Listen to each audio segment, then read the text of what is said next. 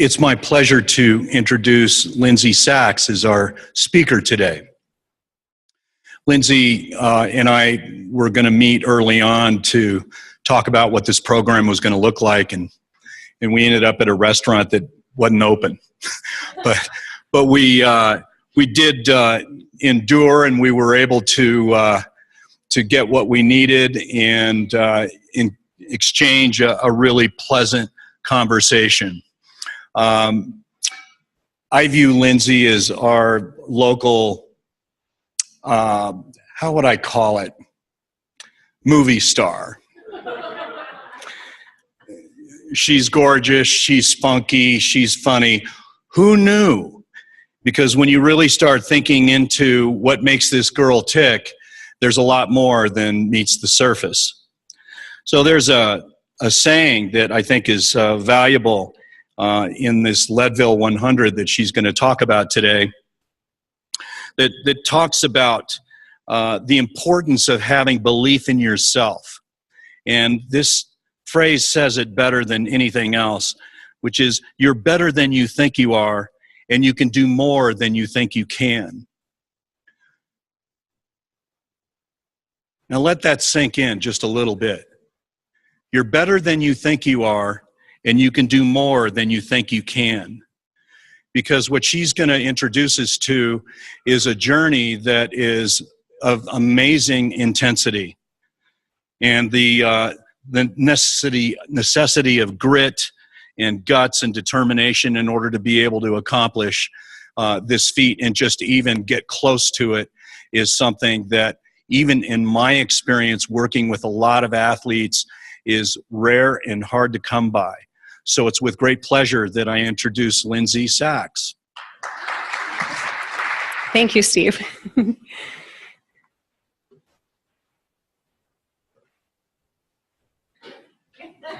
So I begin today's presentation with a disclaimer. This is not a story about how crazy I am to want to run 100 miles, but I knew it was probably what you were thinking. I also understand that this subject may be foreign for many of you. It's also possible that you understand that this, or that you've heard of the Leadville Trail 100 run. Sorry, I'm just going to move this up a little bit so I don't have to. Yeah. It's also possible that you've heard of the Leadville Trail 100 run before or know someone that's been influenced by the race. But either way, I really appreciate your curiosity to learn more. I'm honored to share this story because it's much deeper than attempting to run 100 miles on 2 feet. I had the opportunity to have dinner with Ken Klober, who's the founder of the Leadville Race Series, earlier this month, and I asked him what was most important for me to share with you today. As a result, this story is about the resilient community of Leadville, Colorado, who regained its identity after extreme demise in the 1980s. This is a story about the strength of the human spirit and the bond that people create in Leadville as a result of the training for this race. A bond that unites once strangers as forever family. And finally, this is a story about strong, resilient women with ambition to set high goals and their pursuit of pursuing those goals. There is but one Leadville. Never will there be another. Both magical and mysterious as a city, those who experience it are known to leave a piece of their soul. Leadville, Colorado is the highest incorporated town in America, located 2 miles from Boulder, and sits at an elevation of 10,152 feet. It's home to Colorado's 2 tallest 14ers, Mount Massive and Mount Elbert. When visiting Leadville today, you'll see a charming main street lined with old brick buildings, gingerbread-looking houses, colorful shops and restaurants, and an unmistakable mountain view that lines the entire landscape of the city. What you will also see are many mine ruins, a visible reminder of the once rich mining culture that existed in Leadville until the city's demise in the early 1980s. The Climax molybdenum mine represented 75% of the city's property tax income when the mine closed. The city of Leadville faced mass exodus, leaving the city without funds to operate. Ken Klober was a proud and valiant employee of the mine. He's the legendary founder of the Leadville Race Series. The creation of the Leadville Trail 100 run was his answer to reviving the town. I'd like to turn your attention to the highlight video for the 100-mile mountain bike race, where Ken speaks personally about the day he and over 3,200 colleagues lost their job after reporting to work in the mine. This is the day when Leadville lost its identity.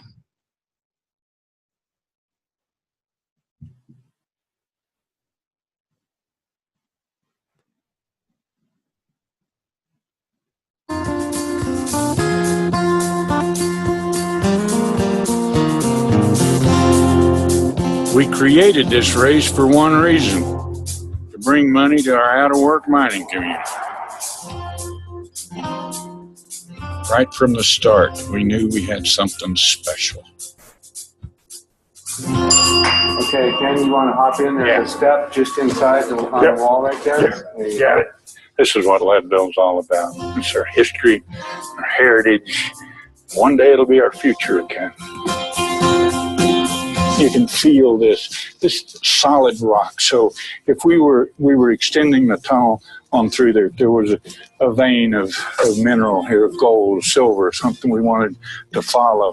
We'd be drilling holes in here, setting that dynamite, shooting it, and then mucking it out. You got to figure that takes a great amount of courage, and it takes a great amount of skill and determination. It's those very same factors that it's going to take every one of these mountain bike riders to get across that finish line. They're going to have to dig deep.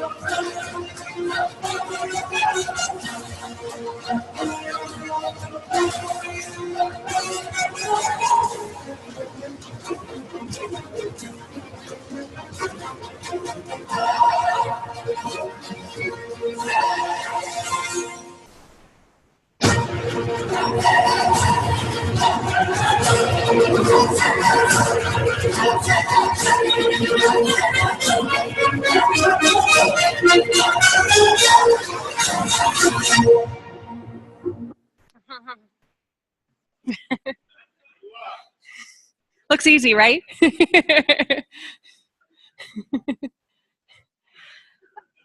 So that feature, focused on the Leadville Trail 100 mountain bike, but I show this as a strong visual representation of the grit of the course. And so while those bikers got to use a bike to propel them through the course, runners only use their body and their mind and their spirit to traverse that terrain on 2 feet. As you heard from Ken also, Leadville needed people to stay overnight in the town and to spend money in the restaurants. After running 100 miles, people were sure to stay overnight. There was a desperation to keep the hospitals and the schools open. Ken recalled a 100-mile foot race he heard about in California and decided that was it. In 1983, the first Leadville Trail 100 race was hosted, welcoming just 45 runners. It's known as the Race Across the Sky. The Leadville Trail 100 run has an elevation gain of 15,600 feet and reaches a highest elevation of 12,620 feet at the race's centerpiece of the course, which is Hope Pass. It's a 50-mile out and back race beginning from town, traversing all the way to the remote town of Winfield and back. And less than 50% of those who start the race actually finish.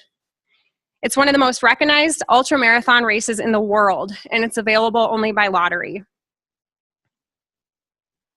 So in 1994, Ken started realizing that there was a limited draw to the 100-mile run. So he sought to bring in more tourism in a move that created the infamous Trail 100 mountain bike race. This race is also lottery-based, but attracts over 1,800 riders and thousands of spectators and crew members. You can see some of the stats about that course here. Another race of epic proportion. My husband has raced the mountain bike twice, earning the coveted big belt buckle that you earn by finishing under 9 hours. His latest attempt, which you can see on the right, was 5 days after he raced Boulder Ironman. We don't recommend that again. And the photo on the left here was his very first race, finishing in under 9 hours in 8:39:10. So obviously I have a lot of inspiration surrounding me to take on my race. So the question now becomes why? Why would anyone want to endure this grueling physical challenge when the odds are frankly not in your favor? I grew up in a household that believed that anything was possible if you tried. Community service was core to my life, and after watching a friend complete in a triathlon, I got an idea to create a triathlon in my hometown. I had never participated in nor planned an event of this magnitude, yet once the idea came to me, I wouldn't let it go until it became a reality. As a result of an incredible amount of hard work, persuasion, and due diligence, my co-director and I hosted our first sold-out triathlon 9 months later. I remember the early morning hours before that race started and athletes started arriving. I looked out at the lake and felt an overwhelming sense of, pride and anticipation, realizing that we were having these 500 athletes come, and it was all because of the decision that we made to try and to commit to producing this race. And I share this one life experience, and this and many other experiences in my life are part of the reason that my Leadville Trail 100 quest is a reality and not just something I'm still dreaming about. And you might think that running was always part of my life. However, it first entered my life in college. Aside from mandatory runs you'd have to do in physical education classes, I remember running around the track in college to avoid the freshman 15, but also like to activate those happy endorphins that come with running. I continued running after college and would typically run to this one stoplight 1.5 miles away, turn around and come back. I'd gotten my 3 miles in, and then one day I realized and wondered if I could go further. So this is what led me to my first half marathon in 2013, the More Fitness Women's Half Marathon in New York. It was my longest run at the time was only 8 miles, and I decided I'd figure out the final 5 on race day. I finished the race with an overwhelming sense of accomplishment. So then 6 months later, I decided to give myself a birthday present, run my first marathon after hosting an event in Dallas the day before, land in Boston late, and drive to Cape Cod only to get up at 6:30 a.m. to run 26.2 miles, which I'd never done before. I managed to finish running the entire time without walking. I felt I had something in me that made this possible, and I began to appreciate getting lost in the miles without any other distractions to worry about. It wasn't until 2014 that trail running became part of my life, so about 4 years ago. I registered for the Leadville Trail Heavy Half Marathon, and by heavy, they mean it's 15.5 miles versus the typical 13.1 miles. I showed up to packet pickup, and this was my race bib. I was a little worried. I didn't sleep much the night before, wondering why I ended up with 911. And a highlight of that race was reaching Mosquito Pass, which is 13,186 feet, and Ken Clover waits at the top to give hugs and high fives. But the wind and the temperatures dropped to about 20 degrees, so I had to head back down quickly because I was still in my tank top. So now this led me to the unknown. I had registered for the Silver Rush 50 run that January without any prior trail running experience, but I knew in my heart that I was made for this, yet at the same time was entering an entirely new and unknown experience. 2 days before the Silver Rush 50 run, we golfed at the highest golf course in America. I should have been off my feet, but in this process we all make mistakes, so it's part of the journey. But I remember finding this photo and writing this message on social media on the morning of the race, saying for the first time I had set a goal that I did not know if I could physically finish. I went to bed the night before the race with wonder. It was such a powerful feeling to embrace the unknown. Now it also dawned on me as the reality of the start line set in, I didn't really know if I even fit in this community. My reference to trail runners I had seen before were those with beards, thinking they probably didn't wear deodorant, and looked like mud-ridden hooligans. So I was wondering what the heck I was doing here. So come race morning before the 50 miles, we looked around. This is my girlfriend that I did the race with.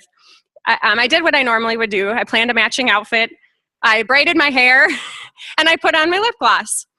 You need to dress for success, right? And it was going to be a long day. So these photos are more moments before the start of the Silver Rush 50 run. And this run starts straight up a hill for extra drama. So as I began that first 50-mile race, I remember staying calm and feeling so intrigued by what would come next. I wasn't quite sure what I would think about for 12 hours. I centered myself many times, letting my feet lead and focusing on the next aid station versus the finish. And the miles began to accumulate. Chris was at every aid station possible, switching my bottles with Tailwind Nutrition and leaving little notes that I could read in between the next stretch. You can see here, there's parts of the course that just take your breath away. I remember feeling so grateful in those moments. And when the stretch of road felt entirely too long, that's when you grab onto that internal grit and determination to see the finish line no matter what. And this moment in that race was a true pinnacle. On the descent on the other side of this peak, I hurt my knee. I hadn't yet realized that downhill running is actually harder on your body. As I bounded downhill, I felt a slight pain in my knee that persisted through the remaining 30 miles. It was a new test of determination, patience, and adjusting. I made it to the 25-mile mark with huge relief, but only to remember I needed to go back exactly the way I came. A very long uphill followed the halfway point, and I remember thinking to myself, this is so stupid. Why is this climb so hard? But I just had to look around, take a deep breath, and just kind of laugh with the fellow racers that were around me. And then before I knew it, I was back at the top of the hill where we started, and I heard my favorite song blaring from the speakers, Keith Urban's Somebody Like You. I could see Chris out of the corner of my eyes, and my eyes just started to well with tears. I had made it through that 50-mile journey, and I also thought I was about to be proposed to at the finish line. So I put on some lip gloss. I wiped the tears from my eyes so I could actually see what was going on. I ran across the line. Chris was putting the medal around my neck, and friends were cheering. The proposal didn't happen at that moment, so I had a few moments to relax.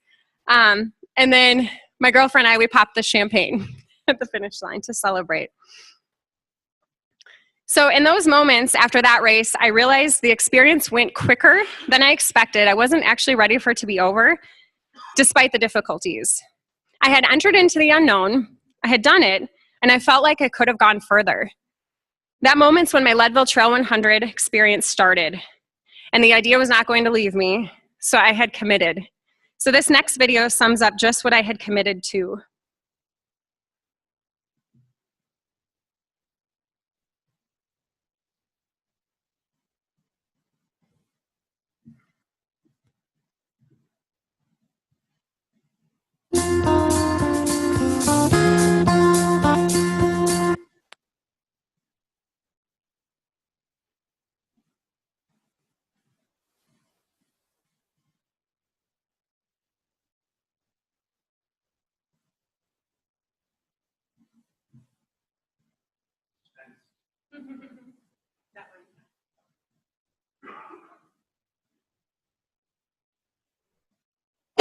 challenge across the tallest, the toughest, the baddest mountains in the state of Colorado, and you've got to do that in 30 hours. What we've got to get you to do is to believe it.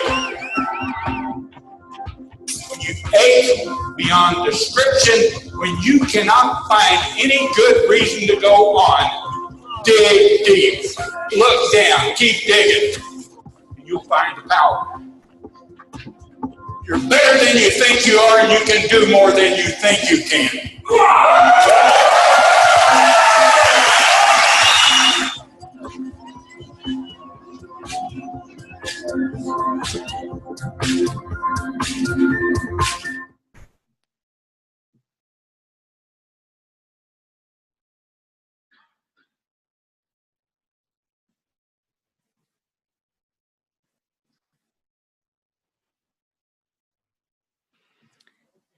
My Leadville Trail 100 quest began in 2015.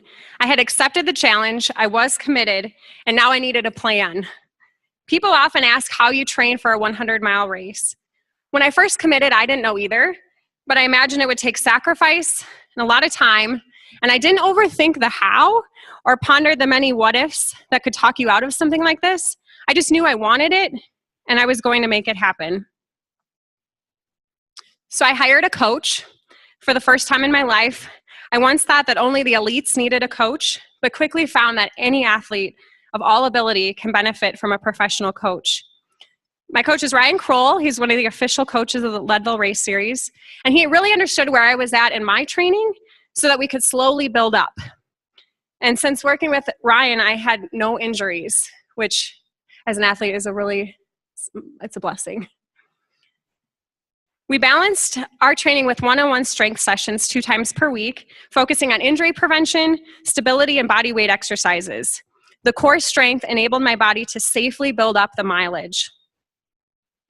Chris and I also became ambassadors for Blueprint for Athletes by Quest Diagnostics.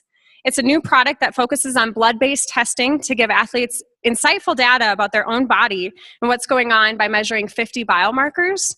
So those results I've gotten through the tests have helped me narrow in on exactly what my body needed through the training and how it was responding. And something I learned quickly through training from Ryan is hell or high water. No matter the weather, no matter the situation, those runs really needed to happen.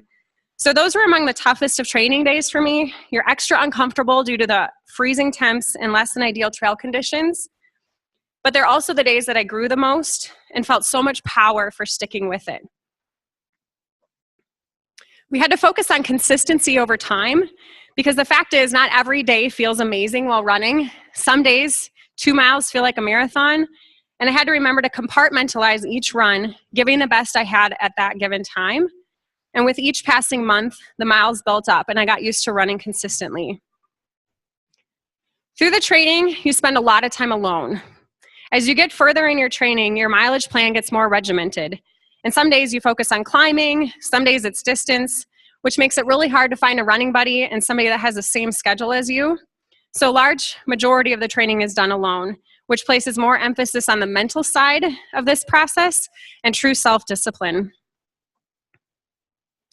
Training for Leadville is a very personal decision and effort, but it's never, ever done without support.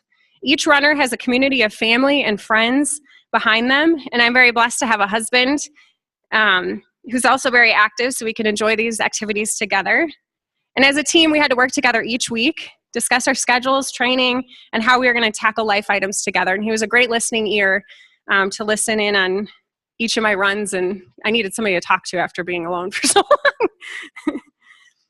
And this is our dog, Toby. He spent a lot of training runs with me and making sure we were safe from any of the wildlife we were to encounter. He's a real gem. And girlfriends. I would say girlfriends. I was really fortunate to meet some amazing women who also love running. My friend on the left didn't hesitate when I called to see if she'd do a 6-mile race in the heat with me in Minnesota last June. And on the left here is my friend Rebecca. Last Easter, we did 3 full laps up Sanitas and down Lion's Lair. And 3 laps takes quite a while. And I got into my car after and just started crying. I never imagined I'd be putting in this much effort into a goal, and that sense of accomplishment just really brought me to tears. And of course, I met some amazing guy friends too. So Paul, that I introduced earlier, is in these pictures here, and we became just dear friends as a result of this experience. A final component to training then is racing. So racing before you actually do the 100-mile race. So races help you practice your pace, your nutrition, and give you a baseline with where you're at in your training. And prior to running 100 miles, you actually never run 100 miles. The longest pre-race that most do is 50 miles. Oh, and so this race was a favorite pre-race training that I did with Chris. It was a destination race in Kuala Lumpur, Malaysia. The Route 68 Challenge is a 50K, which is 32 miles. Temps at the start were above 100 degrees. This was one of those hell or high water situations. I reached the 20-mile mark and found myself puking in front of a nice lady's corn stand, likely from the extreme heat. It was my first puke and run experience, but I had to keep going. Finishing 5th overall, female, was totally unexpected. I raced hard that day and felt my training was now accumulating. Other races included a 30K in Moab, the Leadville Trail Marathon, and my second Silver Rush 50 run. And because of each of these experiences and the training behind me, I was ready for the big 100-mile adventure. So taking the first step to register for Leadville Trail 100 Run takes a deep desire to want to go the distance. For me, my why is the belief that it is possible, and the possibility is only on the horizon by trying. So you probably want to know what happens race weekend. So you've done all this preparation. You get to race weekend, and athletes first pick up their race bib. This is outside of the Leadville Race Series store that you'll see on Main Street. And then everyone heads to the gym for a mandatory athlete briefing. And the favorite of this meeting is Ken Klober giving his inspirational speech, and makes every one of us stand up and say, "I commit, I won't quit." So from there, after that meeting, it's back to the condo to get off my feet, eat, rest, ensure all my items were packed for the day. Wake-up calls at 2 a.m., which is very early. So you go to bed around 8 and work to calm your mind and sleep the best you can. So once I woke up, it's a focus on consuming the right calories and needing your body to process everything before you actually start the race. It's a fine balance of excitement, anticipation, nerves, everything all in one. And those morning hours go quick. All of a sudden, you're minutes from the start of the race you worked so hard for and dreamed about.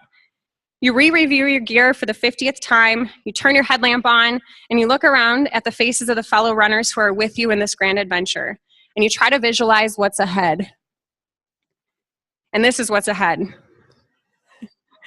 So I've studied this a lot of times, run the numbers, created spreadsheets to make estimations for when I would arrive at each of the aid stations.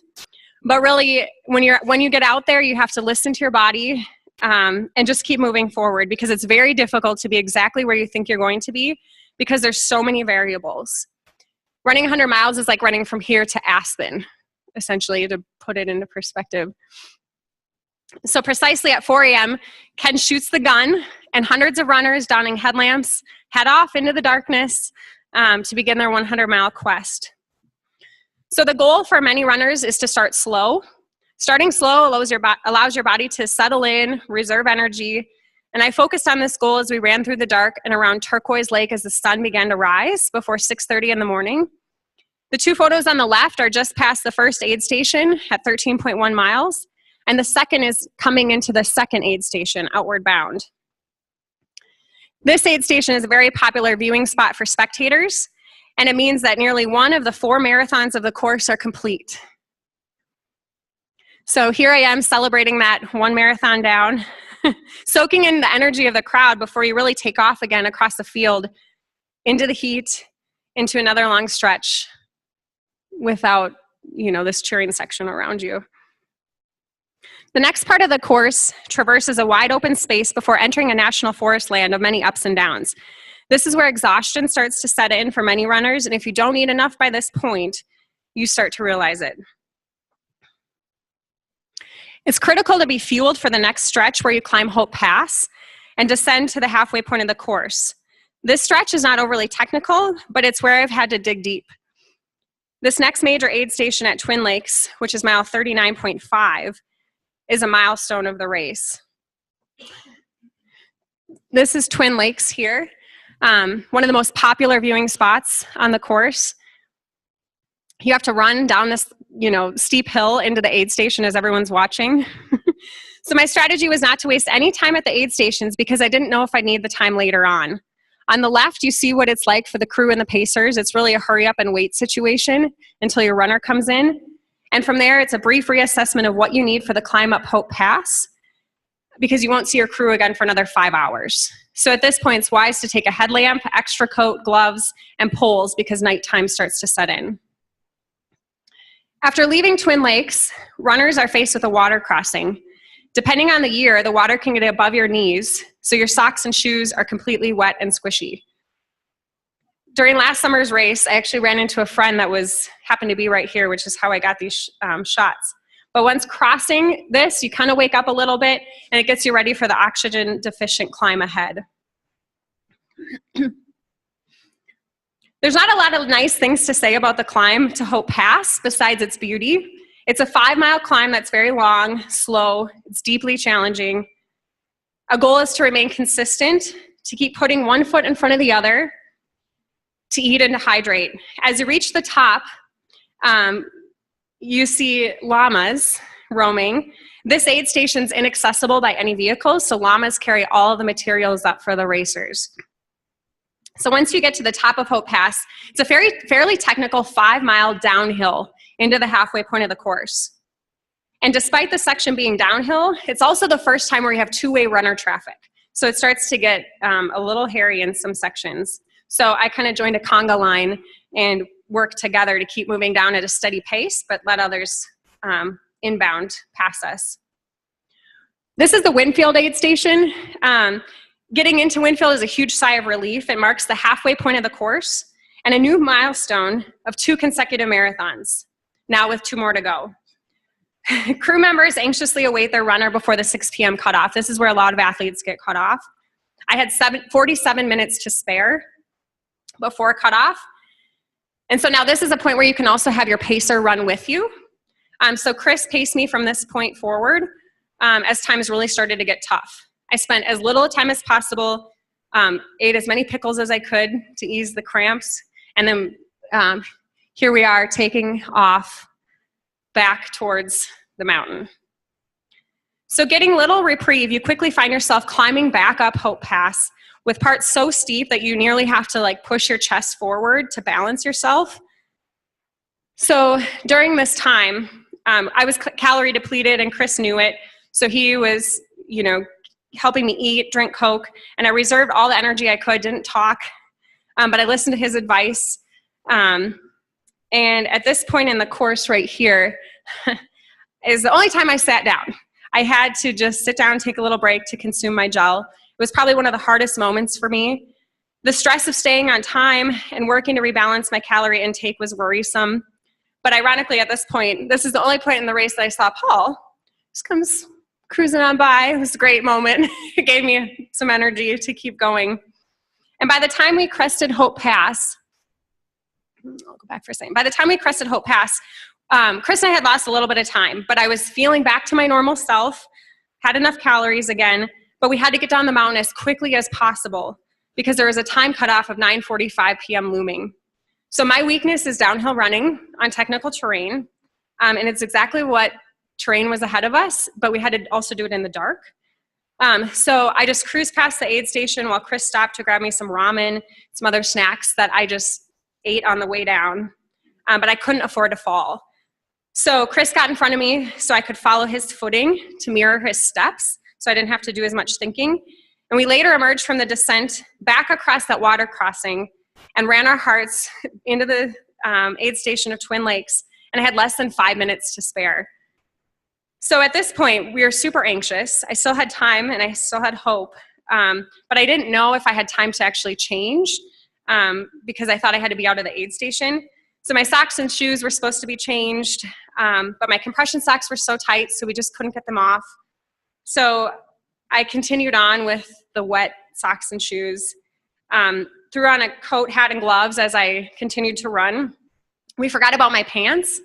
I was still in my shorts, but my sister's boyfriend ran up to me and said, "Oh, here's your pants." And I said, "Oh, I'm really warm right now," because obviously I was like, anxious, and so I still felt warm. So I said, "I'll get them at the next aid station." And it was my biggest mistake of the race, because by this time, it was after 10 o'clock p.m. This, I think, is us trying to change. By this time, it was 10 o'clock p.m. and the next aid station, I wouldn't see my crew until about 3:30 p.m. So I'm in shorts through the middle of the night as temperatures are dropping.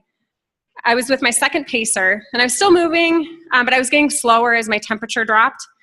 So we hit the next aid station in the woods, but I was really having a difficult time moving away from the heaters and sipping on soup.